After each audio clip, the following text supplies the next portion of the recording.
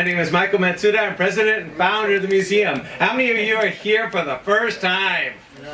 Wow, this is pretty good. That's nice. How many of you have been here for a second time? Just kidding.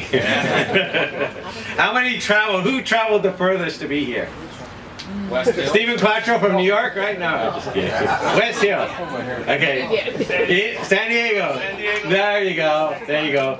We're all here to welcome a very cool guy, Mr. Petey. Today we gather to celebrate the life of one of our own. He has practiced the martial arts for over 40 years. 40 years! Wow, wow. He's only 37, that's right. He has been called one of the greatest technicians in the martial arts. That means if there's something wrong at the tournament, he'll fix it with it. Yeah, screwdriver. No, it's kidding. Skill, that's a skill. He started his first tournament with a bang and left the kickboxing world with a boom. Ooh, that was good writing there. Ah, there you go. Learning from some of the greatest legends in the martial arts, he carved his own path and became a legend in his own right. Now, how many there was able to see Petey actually fight in the ring? Ooh, there you go. He was a master. Years ago, when I wrote for the Karate Illustrated, I covered this dude and said, "This is the guy. This is the guy you got to talk about," and did a whole thing and brought nice attention to him. So, yeah, it was a good time. He was a masterful fighter. Didn't he? He danced around. He did everything. He was fighting a bunch of Muay Thai guys and all that. He beat everybody. So it was very cool. All of us, his name is Pete, but we all call him Petey, right? Yep. Yeah. How can we call him Petey?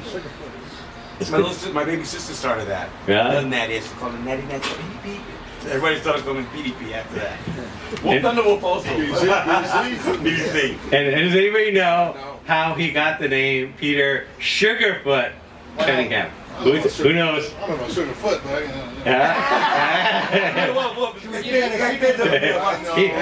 he put sugar on his foot. yeah. Kind of. Boxer. Sweet like Sugar Ray. Ooh, there you go. His kicks were so powerful and quick, they were sweet. Remember that term? It was sweet. So they called him Sugarfoot. Is that right? Kinda, yeah. I'm just guessing here, guys. How is it? Guys, I got that nickname from one of the guys in our gym back in Edmonton, Alberta, Canada, I'm from. And so we gotta give this kid a nickname. First he used to call me Disco Kid. You weren't too far off, right, Trev? He's going to be Captain 80s, a Disco Kid. And then he goes, well, I know what I'm calling Sugar Ray. I guess you can't call him Sugar Ray because it's already Sugar Ray, stupid. He goes, we'll call him Superfoot. Yeah, that was already Superfoot. Sugarfoot. We call him Sugarfoot. I thought, yeah, whatever. And the name stuck. I remember when I went to British Columbia to do a seminar one time, and the guy was like attending school. So I go, man, Grant, after all these years you're going back to school, that's amazing, man. Yeah, get your education. I go, do you remember how I got? He goes, how did you ever get the name Sugarfoot? I'm looking at him. I go, excuse me. He goes, man, that's great. How did you get that? I go, bro, you gave me that name. I told him the story. Yeah. Very cool. I like the name. Fits well. So today, April 2nd, 2016, his friends, his students, his family, and martial arts peers gather together to celebrate the life of a true pioneer. Today is Peter Cunningham Day!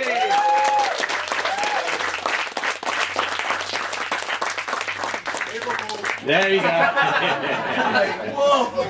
Now, Peter Cunningham Day is the time when the museum sets aside to honor someone unique from the martial arts community. Someone who has made an impact on other people's lives. This time, while they are still with us, we're happy to honor those persons. You know, some people come to me and say, you know, and someone passes away, they do a memorial and they talk about their life. And the person in the grave has no idea what these people have said of the impact that person made on their life. Today we have that opportunity. While they're still with us, we're able to say, thank you for changing my life and making an impact on our life. So that's why we have these days to honor our individuals. Not because they're getting older. Now, it is through your financial support that keeps our doors open and keeps the memories and the achievements of those who impacted our lives to never be forgotten. A quick history of the museum. The museum started in 1999 with Fireworks at Jacques right over here. Yeah, it was Fireworks. We debate on how it started. But it started in his office. I already was planning it back in the 80s.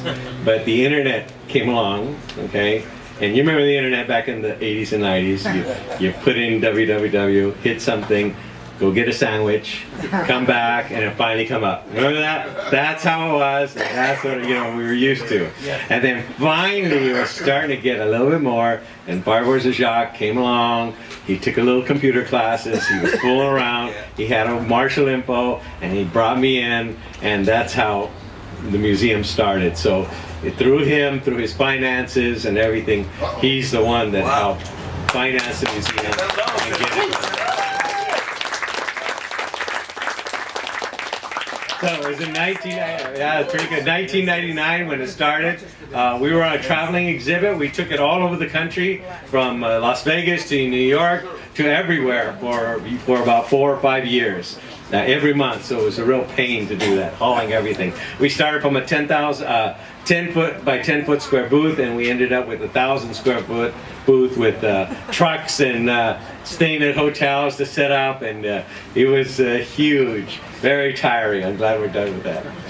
We landed in Santa Cruz in 2006. We're there for a year and relocated here 5 years ago. So this is our 17th year for the museum. Can you believe it?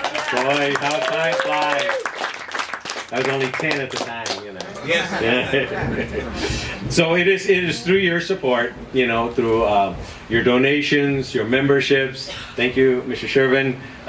There you go. Thank you very much. And many of you helping out that keeps the museum alive. We're a nonprofit organization. Nobody gets paid here at the museum. Everything's a labor of love.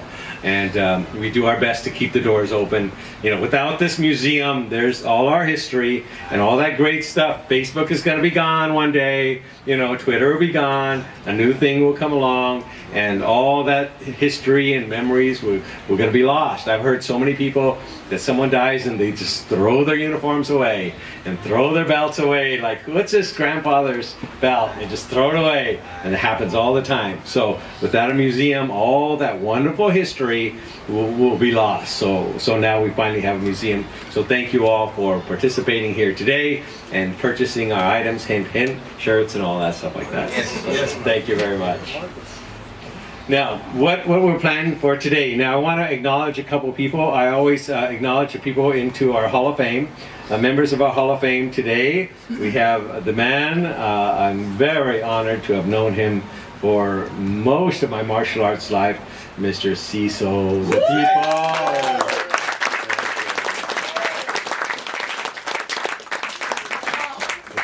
He was inducted into the museum, was it 2003? Something like that. I gotta get over the shyness. I'm working. He is. He's the shyest guy I've ever known.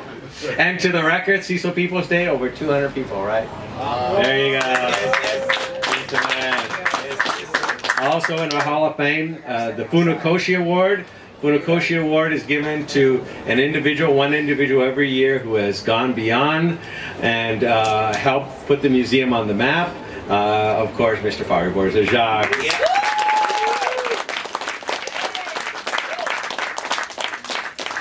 The museum had some honor awards that we had the last couple of years, and we always call the people out who has been in our honor awards. Mr. Jerry Blank, Mr. Sasha Mitchell,